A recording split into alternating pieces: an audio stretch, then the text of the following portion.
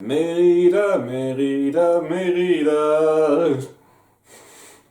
Ouais, je suis pas fan de comment ils veulent développer Mérida pour l'instant, hein. Donc le flashback, ça commence par Merlin qui commence à libérer Lancelot et Mérida qui étaient par là, et alors qu'ils s'apprêtent à partir je ne sais où, enfin ils se mettent en direction de leur bar tabac de mer grand. Mérida prend Belle à part parce qu'elle a vu qu'elle s'y connaît bien en magie, elle a rapidement lu un livre, elle s'y connaît en magie. Putain, merde. Ouais, Merlin est super doué en magie, mais Inès, il y a un sort qui protège une prison qu'il connaît pas, mon dieu.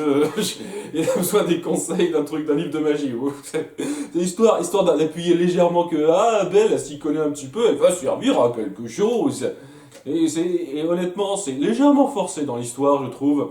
Mais bon. Bon, alors Mérida raconte un petit peu à Belle comment elle s'est retrouvée là. Alors, je suis plutôt content de savoir, d'une part, que c'est pas parce que Arthur est un sale con qui a kidnappé ses frères ou quoi que ce soit. Je le redis, il y a des gens qui disent qu'Arthur est un salaud et tout et tout. Oui, c'est un salaud, mais c'est pas non plus une ordure qui pense à faire le mal, genre simplement parce que ça lui fait plaisir de voir souffrir les autres ou quoi que ce soit. C'est quelqu'un qui essaye de penser d'une part à son statut et aussi au bien de son peuple, de façon très viciée à nouveau, mais voilà, c'est ça que j'aime bien dans Arthur. Donc voilà, j'espère qu'il sera bien géré, même si il y a un truc que j'ai pas très bien aimé dans ce qui se passe dans le présent, mais on y viendra. Donc ouais, elle a été capturée parce qu'elle a essayé de voler un bateau afin de retrouver ses frères. Voilà, ces trois frères qui ont été kidnappés par les clans, et donc pour ça, Arthur l'a fait enfermer parce qu'elle a essayé de voler un de ses bateaux. Ce qui est logique, hein. Je vais clairement pas blâmer Arthur pour avoir voulu enfermer une voleuse, hein. C'est- donc ouais, hein, Arthur enfoiré, non, hein, sur ce coup-là, c'est logique. D'ailleurs, Mérida, ouais, j'ai un petit peu de mal avec elle, comme on le verra tout de suite. Donc, elle décide de prendre Belle à part et de la capturer en l'assommant et de la forcer à la suivre.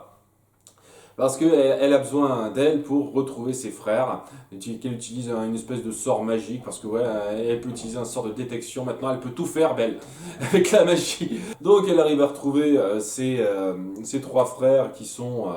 donc ces trois frères triplés qui sont capturés par les clans qu'on avait vu dans le film. Alors ça essaye clairement de reprendre la même base que le film, mais vraiment exactement la même base, avec les mêmes personnages et les mêmes trois prétendants qu'elle avait.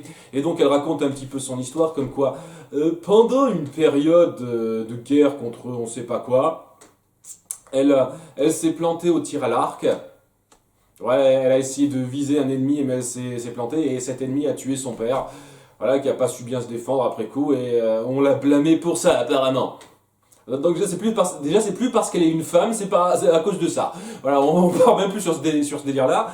Et donc ouais, à cause de ça, parce qu'elle a pas bien su protéger son père, elle a été reniée par les autres du clan. Et d'après les lois du clan, une connerie comme ça, elle est obligée de renoncer elle-même à sa place de chef. Sans ça, personne d'autre peut prendre cette place. Ils ne peuvent pas la renier, faire un coup d'état ou quoi que ce soit et dire ok c'est bon, c'est plus elle. Non, elle doit faire ça, et c'est pour ça ils ont décidé de capturer ses frères triplés pour la forcer à capituler. Voilà. Ouais, c'est vachement compliqué ce truc pour ce que ça veut être. Mais ouais, donc c'est pour. À nouveau, c'est un truc que j'aime pas avec Mérida sur un certain point de vue, c'est le fait que ça appuie de façon beaucoup trop forcée le côté girl power, alors que sincèrement, pour moi, c'est pas un super modèle à suivre, Mérida, hein. Dans le film ou ici non plus, hein, c'est pas un super modèle à suivre. Oh, une femme derrière laquelle on veut se ranger et tout, hein. C'est pas parce qu'elle sait bien se débrouiller en combat à l'arc et tout que ça en fait tout d'un coup un grand modèle féminin, hein. Belle en soi, le personnage de Belle dans le film animé est 100 fois plus un bon modèle féminin, hein, que Mérida. Pas parce qu'elle sait se battre ou quoi que ce soit, mais parce qu'elle sait être fidèle à ce qu'elle veut, et elle n'utilise pas ça non plus pour tout justifier. C'est un peu ce qu'elle fait, quoi, Mérida, depuis le début de cette saison. Ah, c'est parce que je suis une femme, personne n'est gentil avec moi, blablabla, société machiste, blu.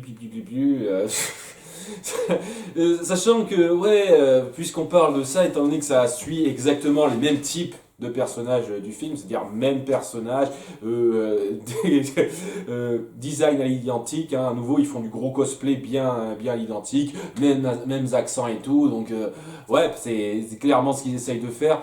Je trouve quand même que c'est vachement salaud de la part des autres clans d'avoir de passer à ce chantage-là, le fait de vouloir attenter directement à la vie de ses frères pour la forcer à capituler. Ce qui à nouveau est une loi complètement conne. Je veux dire, si vraiment il juge qu'elle n'est pas apte à faire ça, sachant qu'elle l'a dit elle-même, elle était censée être forcée de se marier à quelqu'un pour faire ça. Et si cette loi peut changer, bah, la loi comme quoi c'est forcément son clan qui doit prendre le relais, pourquoi elle peut pas être changée à ce niveau-là?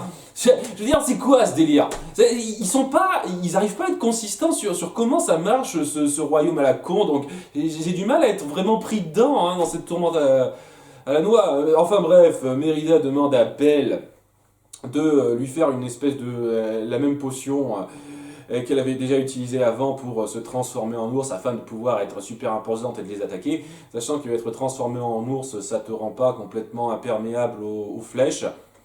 Je veux dire, ils sont une vingtaine, les gars. Tu penses que si tu te transformes en ours et que tu les attaques, ils vont rien faire? Bien entendu qu'ils vont te balancer des flèches dessus. Et étant donné que tu vas être un espèce de gros ours gigantesque, tu vas vite être touché, quoi. Tu vas pas tarder à crever, ma vieille. Tu vas peut-être en tuer une bonne partie, mais tu vas bien crever, quoi. C'est complètement con comme principe. Mais bon, elle décide de faire ça. Mais elle se dit, ah, c'est pas bien, il faut que tu fasses ça par ta propre force et tout et tout. Et c'est pour ça qu'elle la blouse au moment où elle s'apprête à affronter tout le monde. Les autres clans et à leur faire face en lui donnant une fausse fiole. Elle se dit t'aurais pu me prévenir avant que je me retrouve encerclé par les autres. Mais ça change pas grand chose parce que oh punaise là c'était très con. Voilà. Alors les trois prétendants là des autres clans décident d'exécuter les trois frères de Mérida en leur tirant une flèche dessus. Et Mérida arrive à empêcher ça en tirant une flèche magique, mais magique c'est le mot et qui les dévie toutes les trois à la suite, en même temps, d'affilée, en ligne. Je veux dire, fait fortige quoi. Les mecs ont tiré leurs flèches pile au même moment. Et Mérida est si précise avec son arc qu'elle arrive à les toucher toutes les trois à la suite. Ouais! Complètement con, je trouve, mais vraiment complètement con. C'est très forcé. Et suite à ça, tout le monde se dit oh, elle est trop forte, on s'incline devant elle, tout s'arrange pour elle. Ouais, merci pour ça. Problème réglé. Ouais, donc c'était con, hein, c'était complètement con et forcé. Et ça n'a servi à rien, quoi. Ça n'a servi absolument à que dalle. C'était juste histoire de boucler vaguement l'histoire de Mérida, sachant que ça sert absolument à rien vu elle va avoir une importance dans le présent, donc non. Ouais. Donc Belle repart, Mérida dit eh bon, je dois rester mener mon peuple. Ouais, super pour toi, j'en ai rien à foutre. Bon, juste un petit détail, ces trois frères ne parlent pas, ils ne font pas les cons, donc c'est déjà une plus-value par rapport au film animé. Déjà ça. donc, donc ouais, tout le passé autour de Mérida, j'ai trouvé ça forcé et pas intelligent. Donc il n'y a pas grand-chose d'autre dans le flashback. Qu'est-ce qu'il y a d'autre ouais, il y a un petit moment entre Merlin et Emma qui lui dit ah, tu te souviens qu'on s'est rencontrés avant lorsque tu étais au cinéma mais c'est vrai mais comment vous avez fait ça alors que vous étiez un arbre le comment n'a pas d'importance parce que les scénaristes ne savent pas comment l'expliquer donc c'est ça en gros hein le comment n'a pas d'importance hein, c'est pas grave, hein, vous vous expliquez ça dans votre petite tête, les personnes qui suivaient, hein, les scénaristes vont pas se donner la peine. Et lui dit, tu te souviens bien de ce que j'ai dit, hein, tu ne devras en aucun cas retirer Excalibur de son socle. Ouais, ok. Donc c'est pour bien appuyer le fait qu'il y a ça, et ce qui revient à dire que Ben, le petit flashback de début, le tout premier flashback du premier épisode me sert absolument à que dalle. Mais genre absolument à que dalle. Ce passage où il lui a fait cette espèce de prophétie à la con, ben, scénaristiquement on aurait pu s'en passer complètement, genre complètement. Et on aurait juste pu avoir cette scène avec Merlin tout de suite qui lui dit que ouais, faut pas que tu retires Excalibur de son rocher parce que ce sera pas bien. Et ça aurait été la même. Donc c'était bien la peine. Hein, c'était bien la peine. Donc ouais, ce flashback était nul. Hein, pas génial, quoi. Pas accroché du tout à l'histoire de Mérida. Le fait qu'il force son côté badass, ce qui en fait au final pas juste une fille badass parce que vous aimez bien les filles badass, mais il n'y a aucune substance à côté de ça, il n'y a aucune profondeur autour du personnage pour moi. C'est un peu comme je filme, donc j'avoue qu'ils sont relativement subtils à ce niveau-là, ils sont plutôt fidèles. Donc, et je suis sûr qu'il y a énormément de fans de Mérida dans les commentaires qui vont dire mais comment oses-tu, ce personnage est génial. Je n'ai jamais trouvé le personnage génial, et j'aurai toute l'occasion de m'attarder là-dessus quand je critiquerai le film. Mais quoi qu'il en soit, dans notre présent, d'une part on va voir la petite intrigue très rapide qui n'a absolument rien à voir avec l'intrigue principale autour de Belle, puisque c'est un peu Belle le perso principal de cet épisode, de façon forcée, je leur dis. Il y a un petit passage avec Regina et compagnie qui se disent « Ah, ce serait bien qu'on commence maintenant à parler à Merlin, ça fait genre 2-3 jours qu'on a cette espèce de champignon, ce serait bien qu'on l'utilise à un moment donné !» Et ils décident de lancer le sort, mais voilà, pour lancer l'espèce de sort via une marmite magique, il faut utiliser une personne qui a été élue par Merlin. Et donc, pour l'instant, il ne voit qu'une seule personne, Arthur. Et Arthur, bon, qui essaie toujours de dissimuler un petit peu son côté on va les trahir, tout ça. Je dis d'accord. Par contre, attendez un petit peu. Merlin est du genre à parler seulement à une seule personne, la seule personne qui lui parle. Donc, ce serait bien que vous me laissiez tout seul. Et donc, il décide de ne pas jeter le champignon dans la marmite, mais de le brûler. Ce qui est ridicule. Non mais genre totalement ridicule. Parce que bon, en gros, ce qu'il veut dire, c'est il veut pas faire en sorte qu'ils avancent par rapport à Merlin pour une raison X. Je vois pas pourquoi ça les dérangerait que Merlin, ça le dérangerait qu'ils apprennent Merlin déjà sur le principe. Je vois pas en quoi ça le dérangerait personnellement ça. Hein, il n'est pas censé se souvenir de ce qui s'est passé dans les 6 semaines qui ont précédé ça. Donc je ne sais pas trop pourquoi il tient forcément à ce qu'ils ne savent pas, mais il pourrait faire en sorte de savoir ce que Merlin a à dire et et tout simplement de ne pas leur dire, quoi. Plutôt que de balancer le champignon en étant complètement je sais rien et tout et tout. Voilà. Je comprends pas très bien pourquoi il fait ça stupidement. Ça c'est le geste complètement stupide d'Arthur, pour moi, qui m'a un peu gavé. Vraiment, qui m'a un petit peu gavé. Donc, ouais, il leur dit qu'il s'est rien passé, mais très vite, les autres voient que le champignon est toujours là parce que c'est un objet magique, et un objet magique, ça crame pas aussi facilement. Et il décide d'utiliser un autre élu par Merlin, cette fois Henri, puisqu'il est devenu le nouvel auteur, même s'il va rien faire en tant que tel, et que c'est juste un titre à la con qui sert à rien, mais c'est quand même un élu de Merlin, donc il utilise le champignon, et il tombe sur sa messagerie. Ils le disent eux-mêmes, c'est sa messagerie, d'accord. Donc il laisse sa message rapide en disant « Ah, je suis dans l'incapacité de faire quoi que ce soit, et au stade où on en est, parce que bon, j'imagine que ce message a été fait durant les 6 semaines, après le passage avec Emma et tout, il dit la seule personne qui pourra vous aider maintenant, c'est Nimue. » Alors, Nimue qui est, alors je ne savais pas, je ne me souvenais plus très bien de ce nom-là, mais c'est un des noms de la Dame du Lac, donc on est encore dans la légende arthurienne, et ok, pourquoi pas, hein, c'est cool que l'apprenti sorcier s'en souvienne pas et tout et tout. Ça, un nouveau personnage qu'on introduit rapidement, histoire de dire que Merlin est pas disponible tout de suite. Donc voilà, bon, qui sait, peut-être que la Dame du Lac sera intéressante. Et je vois pas pourquoi elle serait particulièrement à Storybrooke, mais bien sûr qu'elle va y être à Storybrooke, évidemment.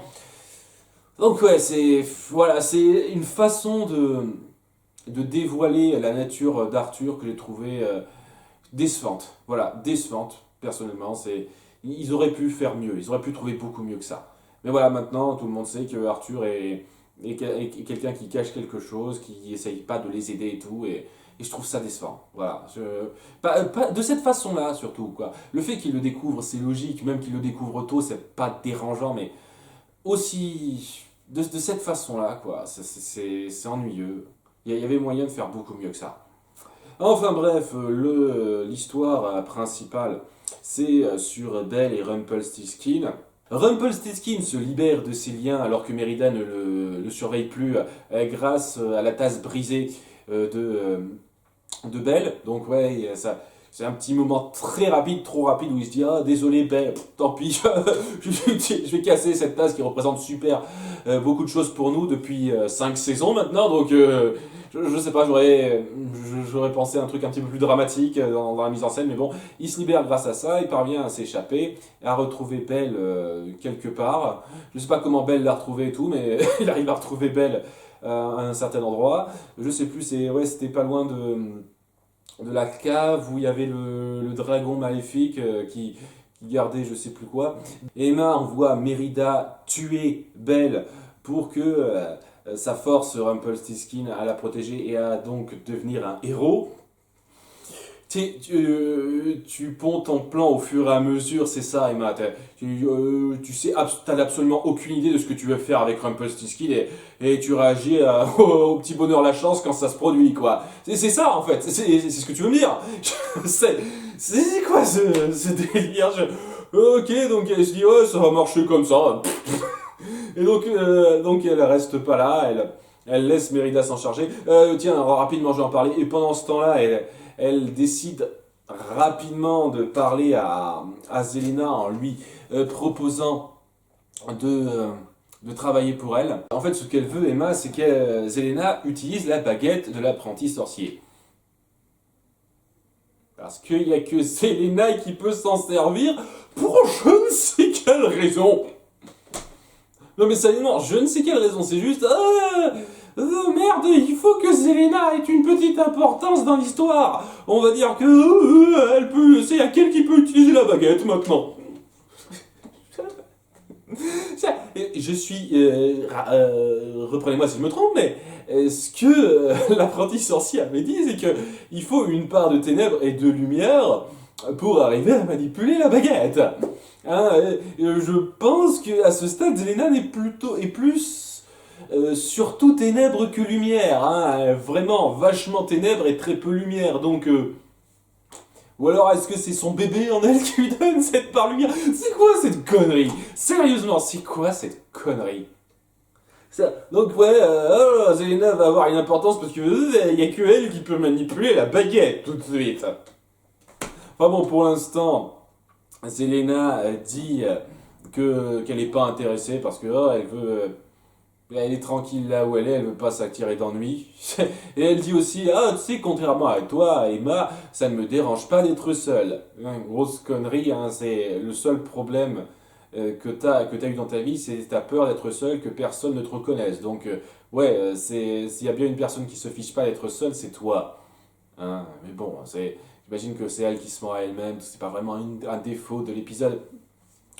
Donc ouais, voilà, c'est histoire de dire, vous voyez comment Zelena va avoir une importance et comment on amène ça, ouais. Au moins vous amenez ça, hein, je vais pas non plus trop me plaindre. Enfin bon, hein, Mérida est donc à la recherche de Belle et elle s'en prend donc à elle et à Rumpelstiltskin qui a retrouvé Belle. Et au passage, Will n'existe plus. Il a disparu, il n'est plus là. Je sais plus, quelqu'un m'a dit que d'après le canon, il semblerait que ce soit entre la saison 4 et la saison 5, ou entre la saison 5 et la saison 6. Donc ça voudrait dire que il est déjà parti, Will, maintenant, au pays des merveilles. J'en sais rien, mais il n'existe plus, Will. Ah, c'est dommage. Je veux dire, je me mets vraiment à la place des gens qui n'ont pas suivi Once Upon a Time in Wonderland et qui se disent ouais, c'était qui ce type en fait? Il n'a pas eu de grande introduction et on lui alloue un passé avec tel personnage mais on n'explique jamais trop en quoi c'est. Il apparaît une saison, il disparaît. C'est qui ce Will? T'as pas suivi Once Upon a Time in Wonderland, tu te dis c'était qui ce type en fait? C'est très, très mal incorporé, je veux dire, hein, sincèrement, très mal incorporé. Enfin bref. Donc il commence à fuir. Rumpelstiltskin part sur une idée, il se dit ouais, je pourrais jamais être un vrai héros et se dire je connais un endroit où on pourra être à l'abri de Mérida et de Emma, et cet endroit c'est en quittant la ville, parce qu'il existe une espèce de poudre magique qui leur permettra de pas d'échapper au sort.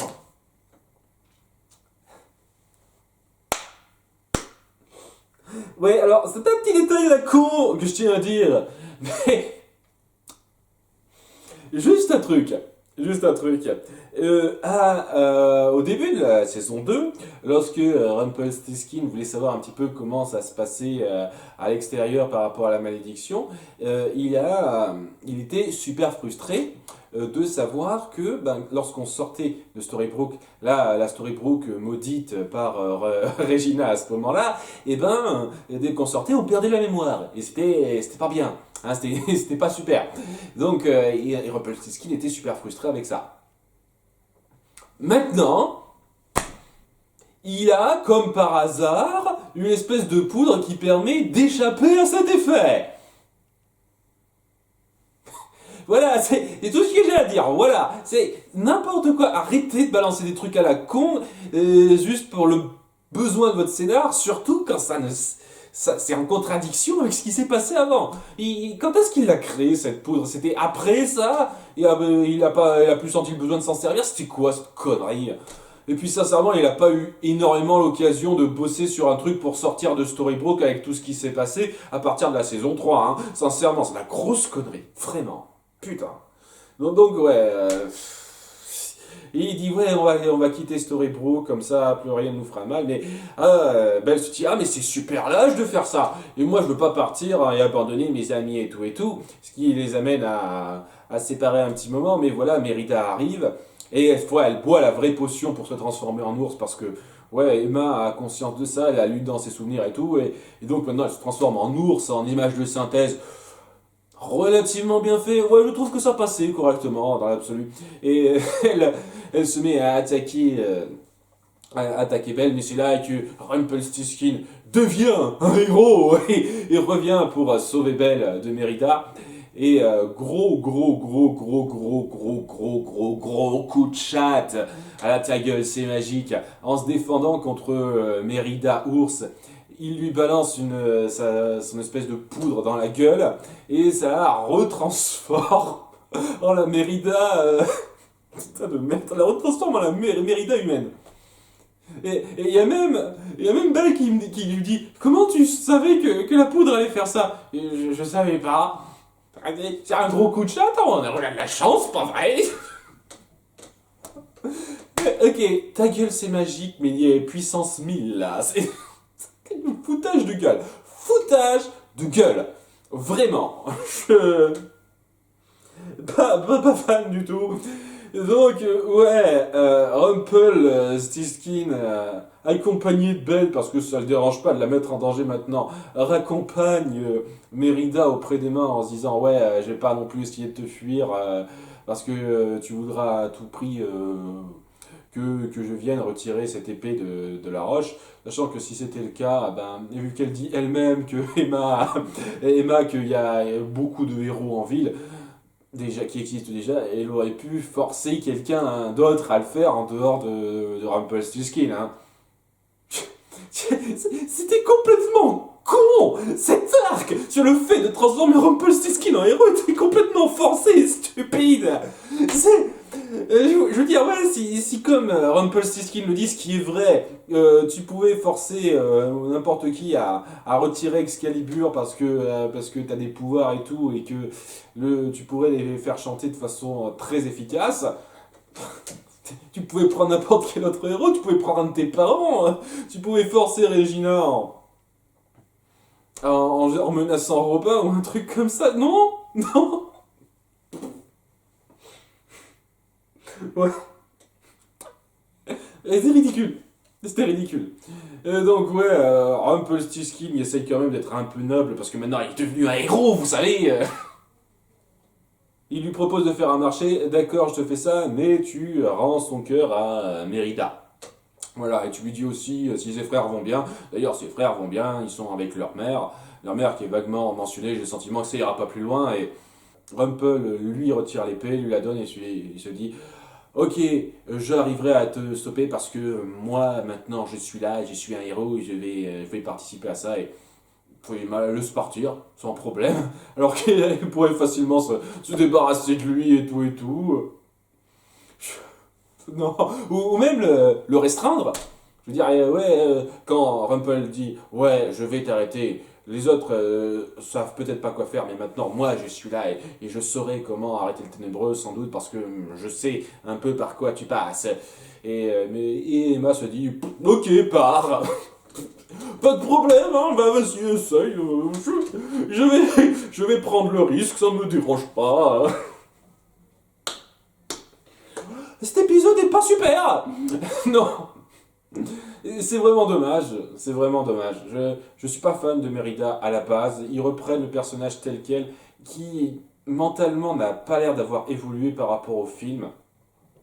Et donc, ouais, je suis pas fan de Mérida à la base, et étant donné que c'est le même état d'esprit, ben, énormément de trucs forcés, de révélations que j'ai trouvé un peu faciles et assez idiotes. La révélation sur Arthur, quoi. Comment les gens découvrent qu'il est du mauvais côté, entre guillemets, ben, vraiment pas aimé ça. Tout l'arc qui consiste à faire de Rumpelstiltskin un héros qui semble vraiment juste forcé parce que Rumpelstiltskin doit avoir une importance. Je- Tout ça, quoi. Cet épisode, ça sent le forcé à plein nez. C'est l'épisode du forcé, ça. Et non, c'est pas bien, quoi. C'est pas bien, ça part sur des thèmes qui peuvent être pas mal. Je sais pas, la Dame du Lac pourrait être intéressante. Le fait que Rumpelstiltskin soit un héros qui essaye de racheter tout ça, malgré le fait que bah, il est seulement humain maintenant, mais il veut quand même participer et tout, ça peut être bien. Hein. Vraiment, ça peut être bien, mais c'est super, super mal amené. Et le ta gueule, c'est magique commence de plus en plus à me saouler dans cette saison. Hein. Je pensais que j'allais vaguement accepter ça, c'était limite dans l'épisode précédent, enfin l'épisode 4 où avec l'histoire de la poudre magique qui transforme les gens à notre volonté alors que c'est pas sans être ça sa description de base, je me suis dit ok, c'est limite, j'accepte vaguement, mais non, ça part sur des gros ta gueule c'est magique à la volée, ce serait cool que vous arrêtiez un petit peu quoi. Je suis vraiment pas fan de ça. Donc ouais, pas un bon épisode et peut-être que ça sera rattrapé par la suite, mais pour l'instant ouais, ça me fait un peu descendre de mon nuage légèrement parce que voilà, ça partait sur pas mal de bons trucs et là j'ai le sentiment que ça va un peu trop forcer les choses et c'est pas l'apanage d'une bonne saison. Voilà, je me suis dit, ah, peut-être que cette saison 5 va pas être si mauvaise que ça, et ben maintenant je me dis, ouais, peut-être qu'elle va l'être si mauvaise que ça en fait. Hein. Enfin, on verra par la suite. À bientôt pour l'épisode 7. Ciao!